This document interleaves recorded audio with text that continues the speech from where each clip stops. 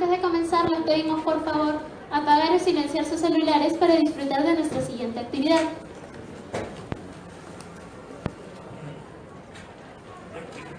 En estos momentos nos ubicamos en el auditorio Ciro Alegría para la mesa redonda Desaparecer, Diluirse, Cuerpo y Persona.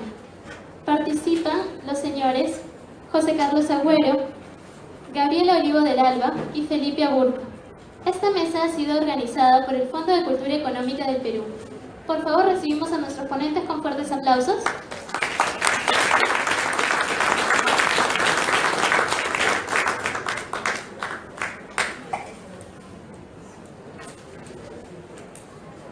Buenas tardes.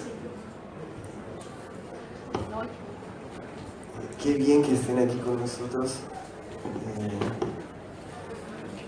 Les quisiera comentar un poco de qué trata esta presentación.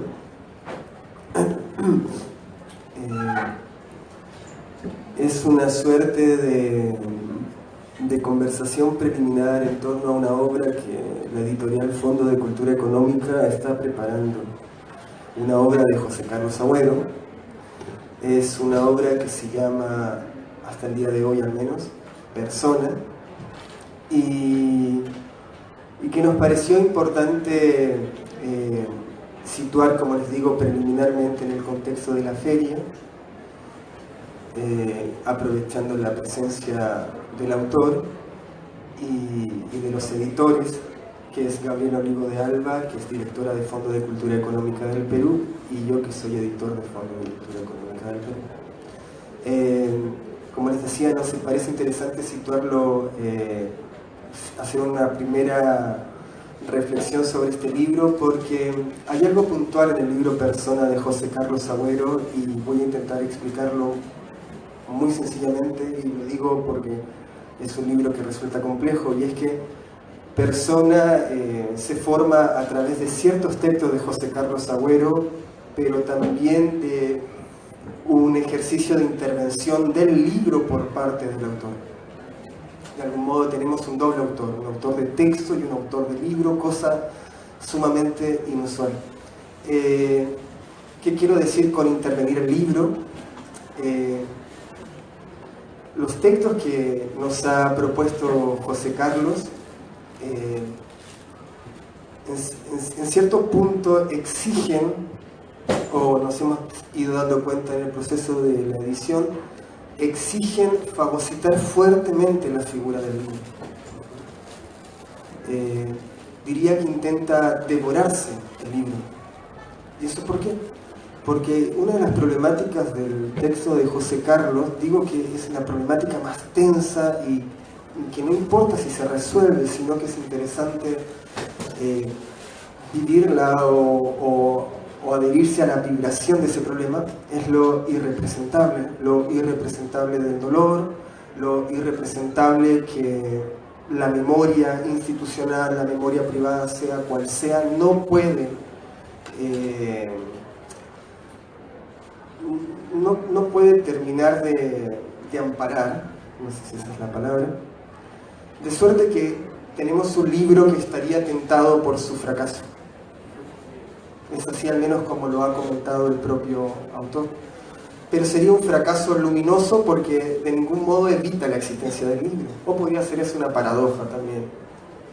Entonces, ese es el contexto. Hay un libro que está en proceso. Es un libro que se maneja con este orden de tensión. Es un libro además que el autor mismo está interviniendo, y lo está interviniendo con materiales de la cultura de masa, lo podemos decir así, que también son los materiales privados del autor, o de su mundo privado, no en el sentido de exclusivo, sino que forman parte del relato de lo propio, y son materiales que van construyendo a lo largo del libro un relato paralelo al de los textos. Cabe decir que los textos son muy híbridos, son textos que pueden parecer poemas, son versos que parecen fragmentos filosóficos. Digo, hay una revuelta permanente de los textos para no definirse genéricamente.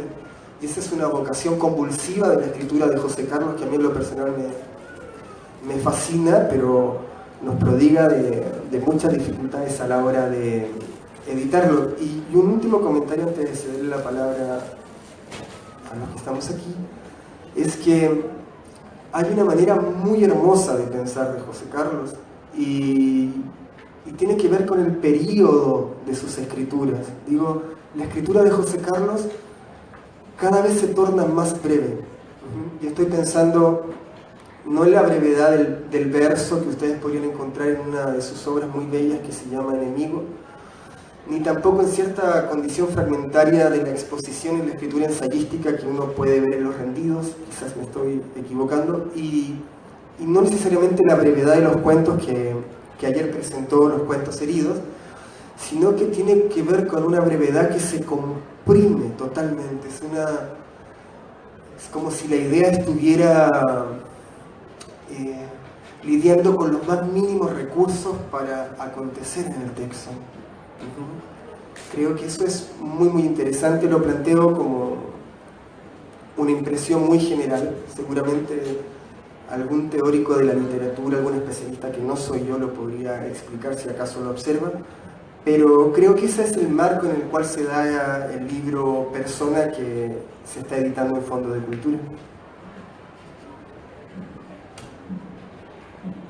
Ya lo dijo Felipe, y yo reitero la cualidad incluso de esta presentación. A mí me parece que nada es gratuito, y parecería gratuito el presentar un libro que todavía no existe, que no es, y que de algún modo cobra sentido porque justamente de eso trata el libro, de una materialidad inexistente, de los cuerpos que se diluyen, por eso este nombre. Tampoco es gratuito. Yo hubiera podido traer impresa o buscarme un cuaderno escolar como el que ustedes están viendo en imagen virtual en este iPad. Me imagino que muchos de los que están aquí por su generación o porque fueron padres de aquella generación a los que les tocó llevar este cuaderno escolar al colegio, esta imagen les susurrará o les dirá de cara cosas de su propia vida, de su propia experiencia.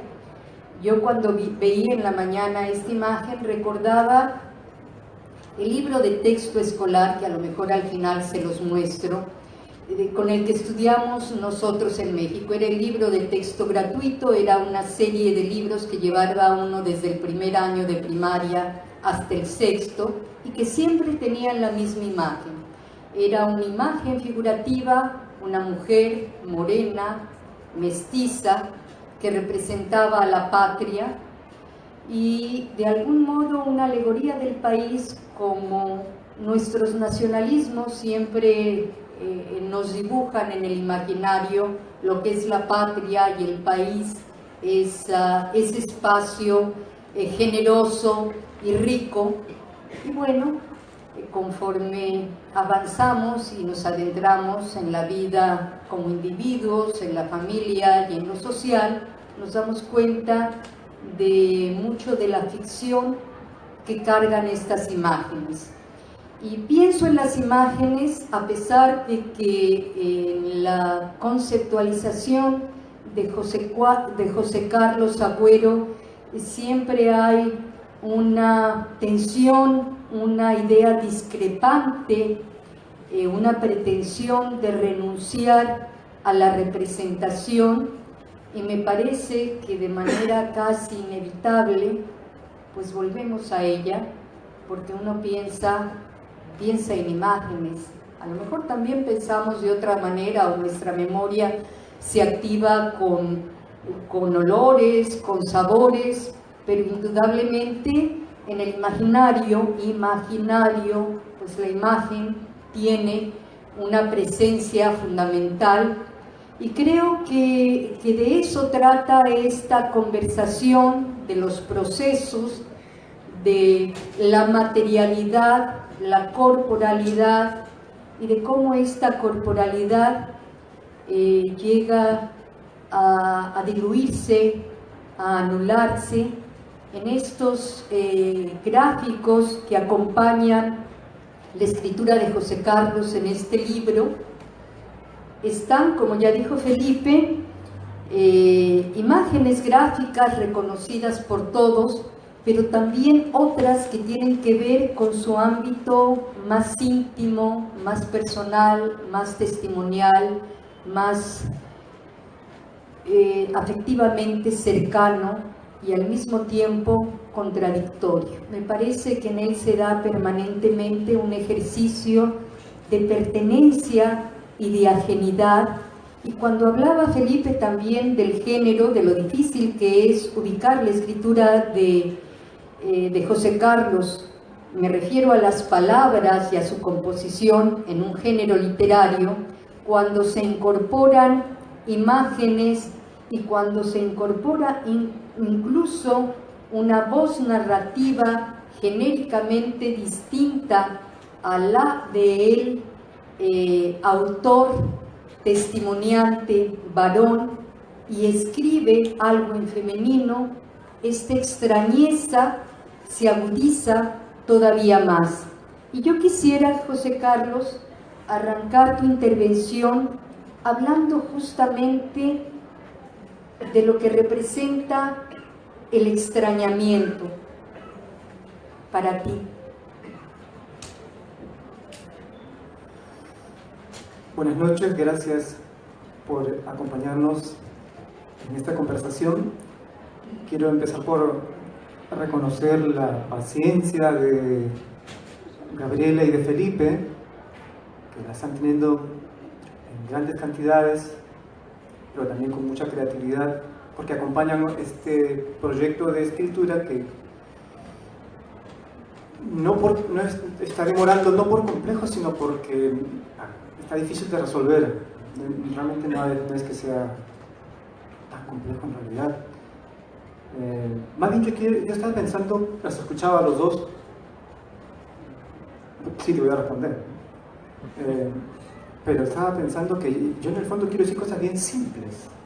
Bien simples, ¿no? Cuando conversábamos al inicio, ya ha pasado mucho tiempo, ¿no?, con Felipe y con Gabriela, yo tenía una cierta idea de lo que quería transmitir y era bien básico, ¿no? Era: la gente pasa por el mundo y deja rastros de sí. Y nadie se da cuenta.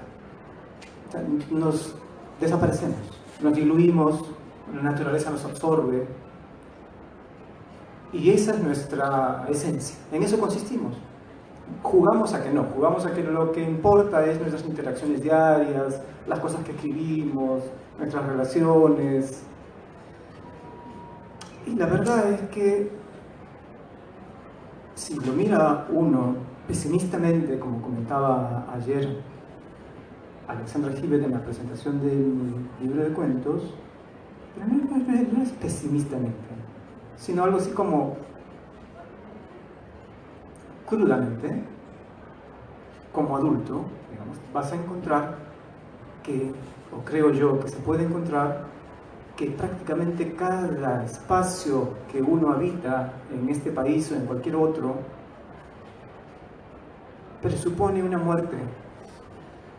Cada pieza que está a nuestro alrededor es como la sombra o la huella de algún horror, pero no queremos fingir que no están allí, ¿no? Este mismo lugar, si estamos en medio de Lince, Jesús María, cruce, ¿no? Este cruce, y aquí pasaron muchas cosas, ¿eh? Y no solamente en la época de la violencia política, no se trata de la violencia política, sino acá alrededor del Parque Matamula y las historias viejas que hay aquí. Hay más muertos que vivos, que pueblan estos lugares. Y no son cualquier muerte, sino muchas veces esas muertes han sido producidas por el ejercicio de la violencia. y este ejercicio de la vivencia hace que todos vayamos dejando pedacitos de nosotros o huellas. Entonces algo así como, mira, voy a compartir con los demás, o voy a hacer notar que hay una geografía diferente de la ciudad, una geografía oculta. O sea, detrás de, y por eso es que el libro tiene mapas. O sea, detrás de los mapas que podemos utilizar y que consumimos escolarmente, pero no solamente escolarmente, para ubicarnos en nuestro país, en nuestra ciudad, detrás está la geografía de un montón de gente que ya no está, o que inclusive aún está, pero puede encontrar momentos de su vida existenciales, duros, donde sufrió algo. Podrías hacer como un recorrido, otro mapa. El mapa que está detrás de la ciudad, abajo. Ese que no compartimos, pero sabemos que está ahí. ¿Qué más está ahí que no vemos? ¿Qué otro mapa? El mapa de la gente. O sea, la ciudad tiene un mapa, pero todos nosotros tenemos otro mapa, por decirlo así, un esquema. ¿Cuál es nuestro esquema? Entonces, por eso en el libro ocupa una parte importante esta idea del mapa de las personas, el esquema de las personas, que es lo que queda al final de una vida.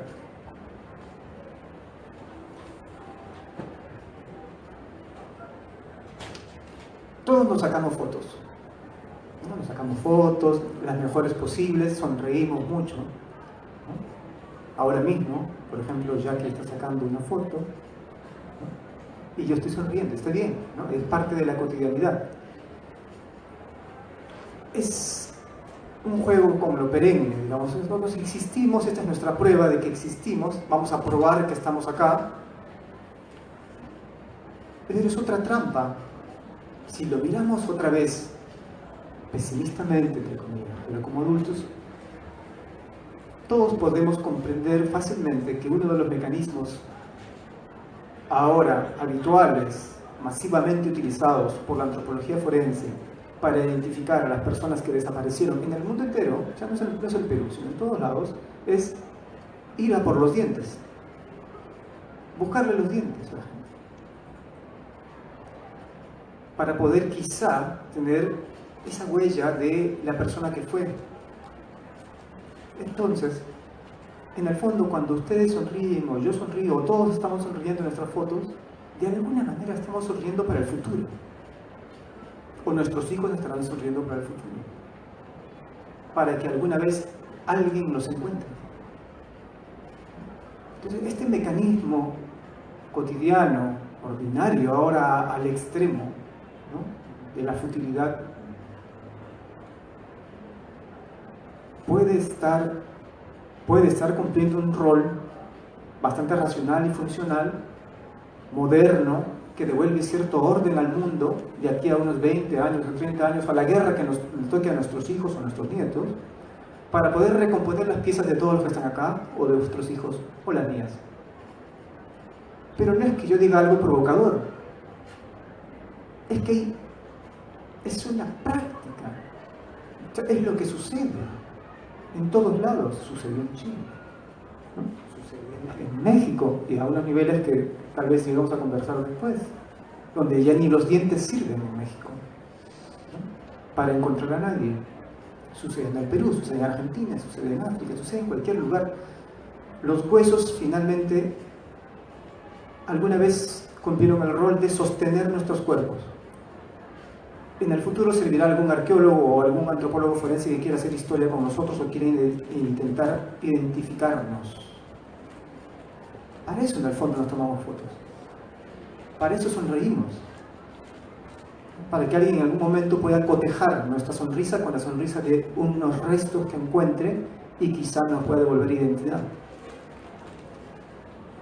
Y esas marcas, estos esquemas de cómo la gente se arma o se rearma en el futuro, acompañan a estos esquemas o mapas de las ciudades que también están allí ocultándonos cosas. Entonces yo inicialmente pensaba que era eso y nada más, ¿no? Un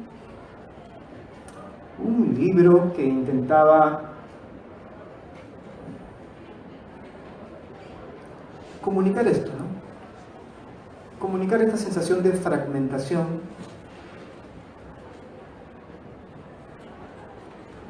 pero en el camino me he dado cuenta que no es suficiente, que no me gustan en realidad solamente esas dos ideas, porque hay una trampa ahí. Es decir, para yo contarles eso, tengo que colocarme por fuera, como si fuera un narrador, ¿no? Y tengo que asumir que hay algo con qué comparar, ¿no? O sea, algo así como un estado correcto en el cual las piezas tienen un orden y no necesariamente hubo un discurso de la violencia para quebrar los cuerpos, sino que hay una posibilidad alterna. En primer lugar, yo creo que no la hay. No hay. Entonces, ¿desde dónde uno está escribiendo esas cosas? Y en segundo lugar, porque finalmente también es un libro, es un objeto. Y una de las cosas que más me perturban de esta descomposición de las cosas, de esta manera en que la gente acaba reducida a vestigios, es que siempre estamos nosotros, ¿no? Historiadores, intelectuales, poetas, escritores, críticos culturales, artistas, dramaturgos, cineastas, para hacer de ello algo, belleza, representación, algo que devolverle al mundo de una manera estética, con algún fin moral quizás, seguramente, pero en algunos casos con diversos fines. Y esa idea de la representación, de lo bárbaro y finalmente de la disolución de las cosas, me revela, porque siento que no tenemos derecho. Que nadie tiene derecho a apropiarse de la experiencia tuya o de cualquiera de ustedes, de apropiársela para contarla en beneficio de algo. Así ese algo sea la democracia, la dignidad, o sea, la buena moral, la buena conciencia. Pero estoy escribiendo un libro,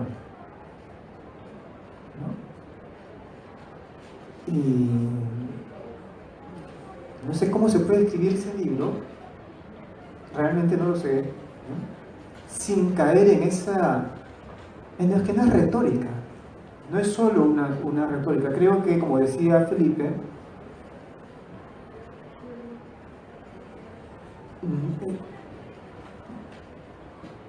de alguna manera este esfuerzo por transmitir estas cosas no puede tener un buen fin, tiene que fracasar de alguna manera, no puede ser un buen libro, no tiene que serlo, porque al serlo está haciendo trampa, está cayendo en la estetización, está poetizando sobre la base del sufrimiento que no me corresponde, el sufrimiento de otros. Es una vieja pregunta, además. Pero por más vieja que sea, no está bien resuelta. Tampoco la voy a resolver yo, pero entonces estoy ahí batallando con estas cosas. Lo bueno es que ambos son muy pacientes, ¿no? Pero el extrañamiento creo que es todo eso, pues, que no me corresponde, ¿no? ¿Cómo haces para hablar del sufrimiento del otro? No te corresponde. O sea, debería hablar el otro. ¿Por qué tengo que hablar yo?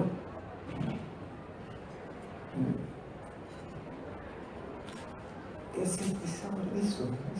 Yo creo que sí hay experiencias que a uno le corresponden y creo que eso se sabe casi de una manera intuitiva o iluminada. Ayer hablaban de ti en la presentación del libro de cuentos heridos, como, no sé el término que se utilice acá, en mi país se les llama graniceros.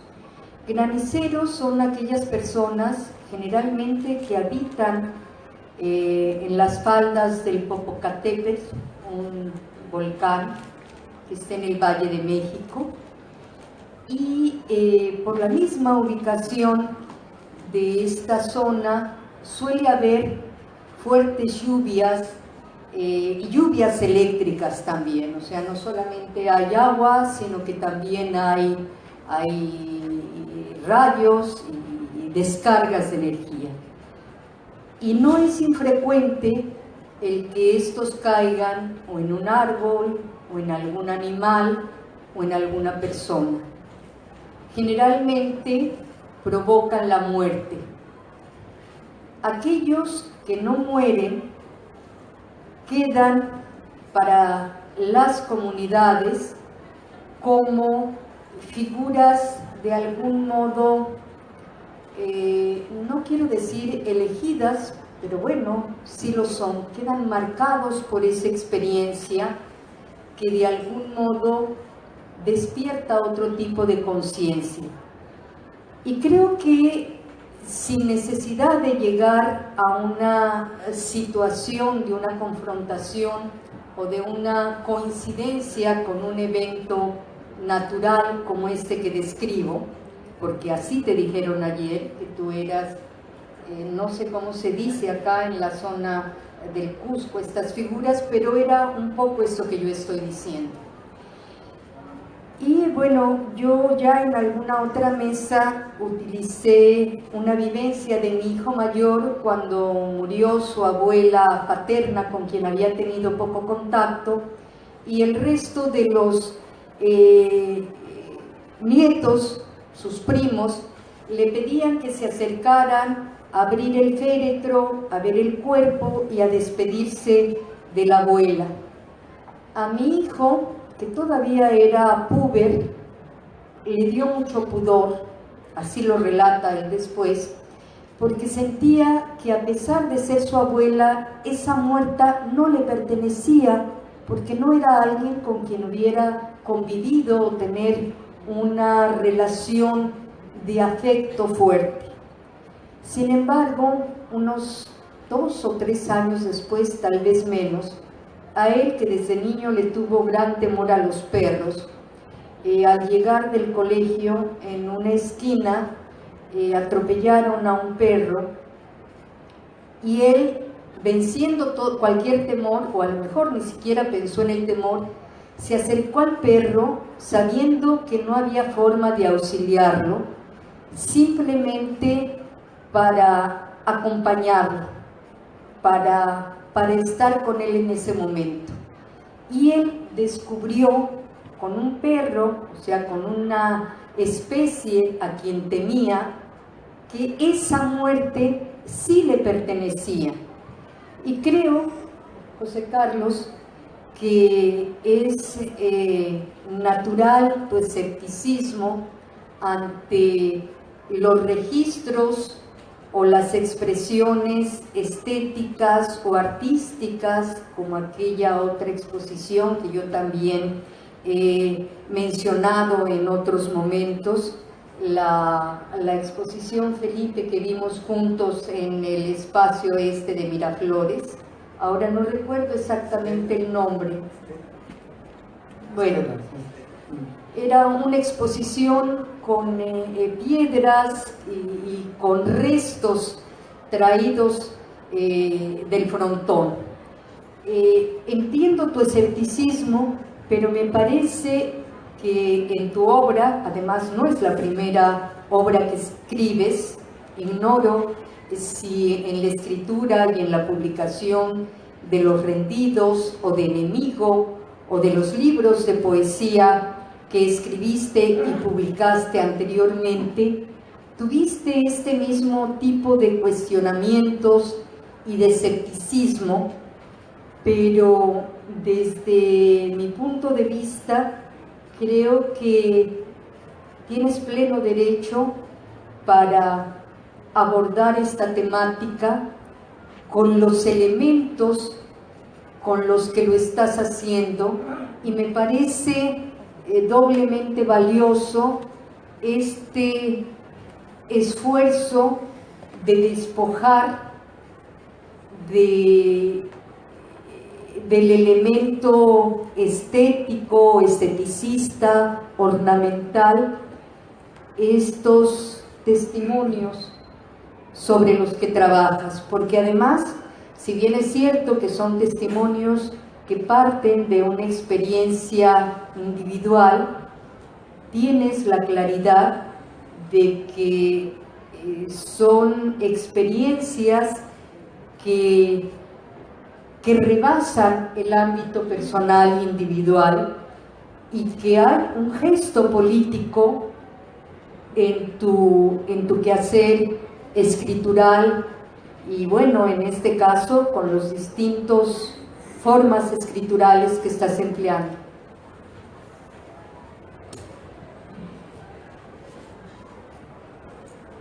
¿Quieres comentar algo?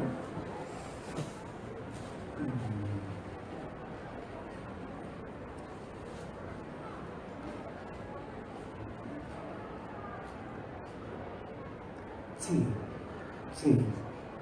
Creo que, a ver, quitándole el drama al asunto, claro que podemos escribir sobre lo que le pasa a los demás. Es más, todo el mundo lo hace. O sea, no es algo que se esté discutiendo en esta mesa para ver si sucede o no. Pasa todo el tiempo. Y creo que todo el mundo asume que tiene derecho desde algún lugar, ¿no?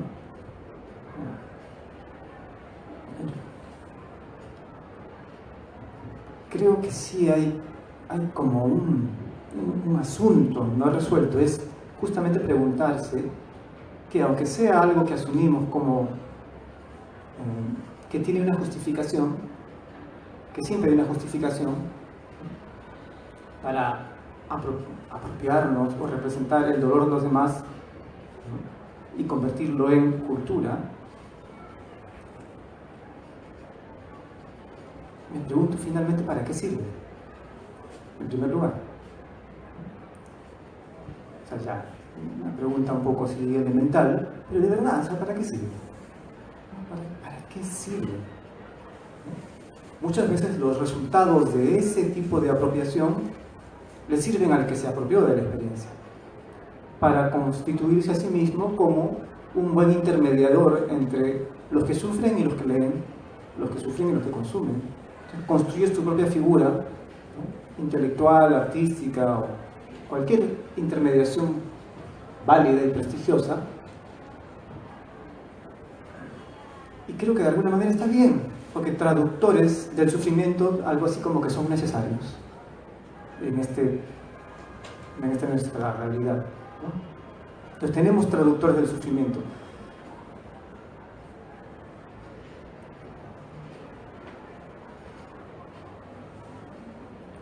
Me pregunto cuál es el resultado de la traducción del sufrimiento, o sea, qué lenguaje va generando, qué cosa va acumulando para evitar, no para evitar las barbaries, no se puede tampoco evitar las barbaries. Ya sabemos, por más que hagamos memoria, que escribamos libros, hagamos poesía, no podemos evitar las barbaries. Pero ¿qué cosa estamos acumulando?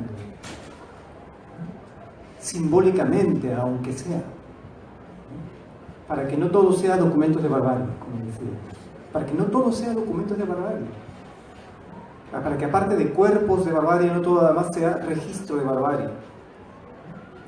Y sigamos jugando entre todos nosotros a que estamos compartiendo cívicamente nuestras buenas intenciones y refinándolas hasta extremos increíbles.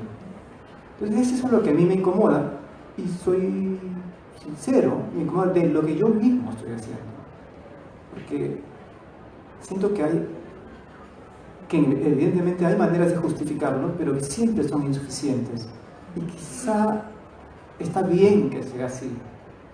Está bien que sea insuficiente, está bien que sea limitado.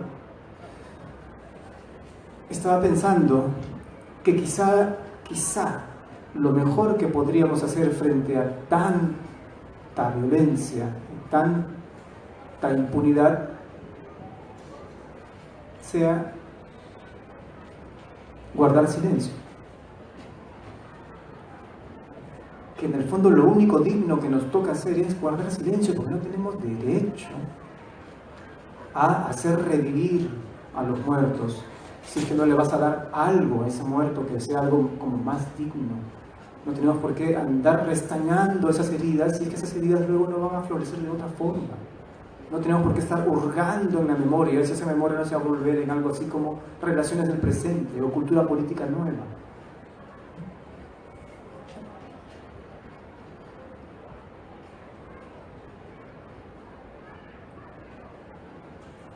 Y ante la posibilidad de representar banalmente y sentirnos cómodos allí, quizá callarnos podría ser más digno, pero callarse tiene la limitación evidente de que puede estar contribuyendo a su vez a la infinita repetición de la infamia. Entonces estamos como en una paradoja. Pensaba, a propósito de callarnos, ¿no?, y silencio, no sé si tiene mucha relación, sí tiene mucha relación, que en este libro que se ha publicado, está en la feria, se publicó recién y se presentó ayer, sobre las esterilizaciones forzadas, por ejemplo, publicado por Editorial Planeta, prologado por Hugo Neira y por Richard Webb. ¿Y qué hacer frente a este tipo de mecanismos culturales, por ejemplo? De esta escritura, de este texto. Este texto básicamente dice que la violación de derechos humanos cometida por el gobierno de Alberto Fujimori sobre mujeres a través de su programa de planificación familiar, entre otros mecanismos, a través de la esterilización forzada, es un mito. Es un mito. O sea, el libro está dedicado a demostrarnos que es un mito. Básicamente está bien construido en términos de un panfleto típico de negacionismo. Se pueden identificar las marcas claras del negacionismo en este documento, que he revisado rápido ya. Pone de inmediato el ojo en la cifra, por ejemplo, porque todos sabemos que las cifras son las difíciles de sostener, ¿no? 15.000 desaparecidos, puede venir cualquiera a decir, a 15.000, a ver, menciónamelos. Demuestran, 30.000, ¿dónde está la lista? Como pasa ahora en Argentina, por ejemplo, 30.000 desaparecidos. Hasta el presidente lo ha insinuado, ¿no? Macri. Igual ahora, 300.000 mujeres esterilizadas, o 200.000, o 100.000, o 5. O solo las que están en el caso de la Defensoría, o 20. O sea, resulta que es un mecanismo del negacionismo, es decir, vamos a la cifra. ¿No? Y la cifra no tiene lo que pienso es que las cifras no tienen valor en sí mismo, cuantitativo, ¿no? Claro que tienen un valor de rigor, sí, pero siempre van a ser discutibles, y es normal que sean discutibles. Acá parece como que discutir la cifra es wow, ¿no?, algo fenomenal. No es lo normal discutir las cifras, pero lo que logras desde un mecanismo como este de negación al discutir una cifra, no te importa en realidad el rigor académico, lo que te importa es el efecto simbólico de discutir la cifra. Cuando tú dices, no son 30.000 desaparecidos en Argentina, no sé cuántos son, quizás son 8.000, no te importa si son 30.000 o 8.000, te importa hacer una herida en ese símbolo que es importante para quienes lucharon contra las violaciones de derechos humanos en Argentina. Igual acá, cuando se dice, no son 70.000 muertos, sino son 10.000 o 15.000, no importa la cifra, a nadie le importa el rigor académico. Porque un académico siempre va a estar abierto a discutirlo. Dice, sí, bueno, sigamos explorando. Importa el valor simbólico.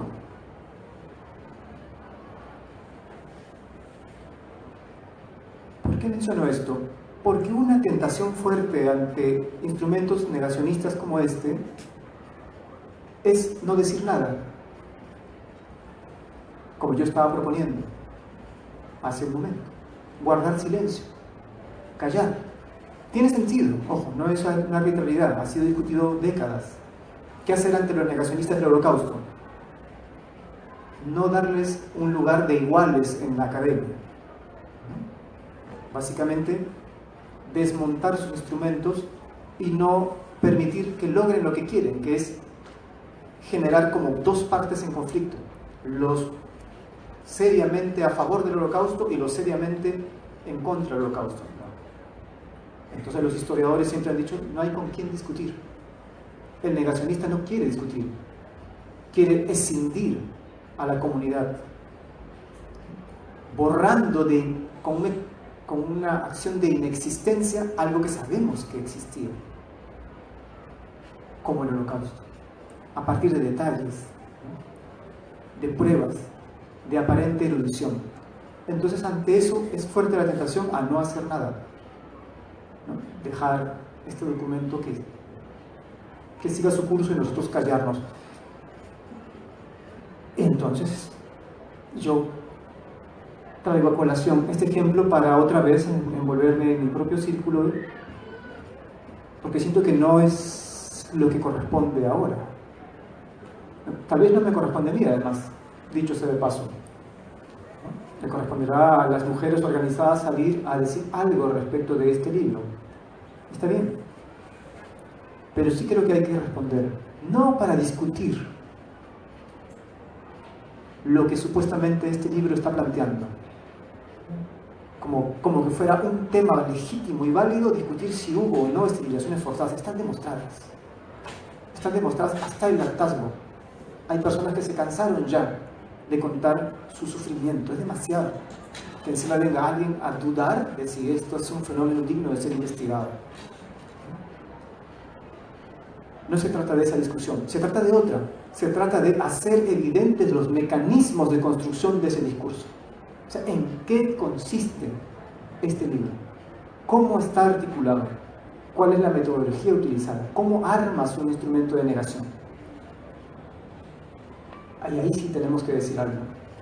Y espero que pronto las compañeras de diferentes movimientos e intelectuales lo hagan. Yo solamente voy a decir eso, pero con eso quiero decir que se darán cuenta que me contradigo nuevamente. O sea, yo decía, al final hay que guardar silencio y hay que callar, y yo no sé, entonces ya no tengo una regla. Pero está bien. O sea, está bien, por lo menos ahora, luego de decirlo, como ustedes han hecho, como una catarsis, porque no pretendo transmitir claridad, sino compartir, si quieren, algunos nudos que pueden ser confusos, pero creo que la confusión honesta es mejor que las soluciones prácticas, y más aún las soluciones prácticas estéticas sobre las cosas que a la gente hacen sufrir.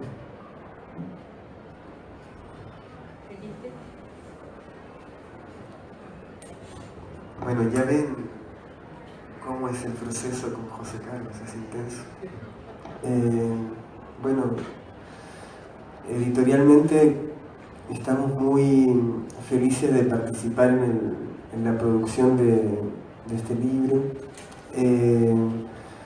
Es un libro además que contiene registros que están siendo vandalizados por el autor, es así como yo lo veo, y hermosamente vandalizados. Hay una fotografía en el interior del libro que es una fotografía de los padres de José Carlos, donde también está él.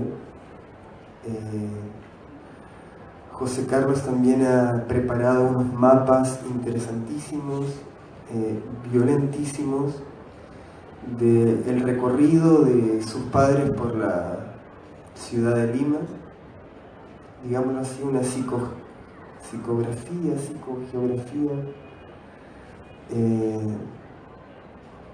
para nada épica, una psicogeografía plana, lo que me parece un gesto de escritura también. Creo que hay mucha escritura dándose en los textos, pero también en los gráficos que ha preparado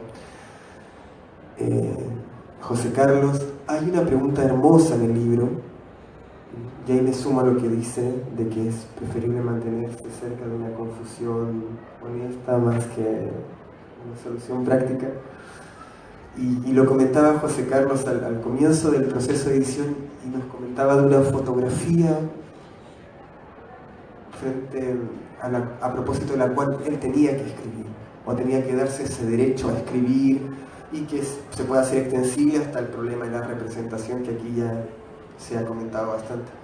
Pero es interesante eso porque así como nos hemos preguntado cuáles son los límites de la estetización de la memoria, del dolor, del sufrimiento, bueno, creo que Adorno en Mínima Moral ya decía, lo único que no puede cooptar el mercado es el dolor, fracaso total. Sí lo cooptaron. Entonces, quiero decir que José Carlos está muy claro con que es casi reescribir la pregunta de Susan Sontag, ¿cierto? Ante el dolor de los demás.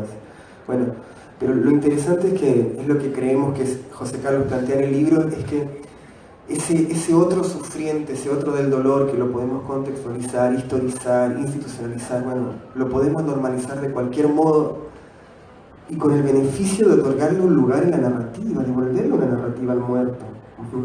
Creo que eso no está mal, creo que eso es prudente, pero eso no es un instrumento crítico ni de resistencia, ahí no nos podemos equivocar.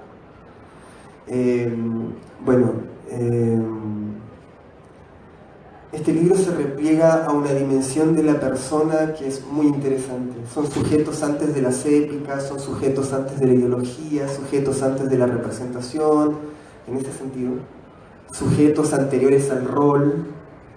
Ahora, replegarse así hacia una vida, no sabría decir bien qué es. A mí me gusta pensar una inmanencia, en fin, pero eso nace de una cotidianidad y una banalidad, y el libro está atravesado por eso. Pessoa decía, en el detalle está el horror. No hay que esperar el gran acontecimiento ni la gran explosión para que la ciudadanía tome conciencia de los valores democráticos que debe defender permanentemente.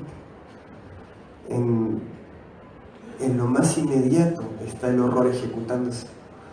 Y José Carlos ha tramado ese orden horroroso de las cosas y cotidiano. Entonces creo que hay una lucha cuerpo a cuerpo con la cotidianidad, y es interesante porque pasa de la fábula a la cotidianidad,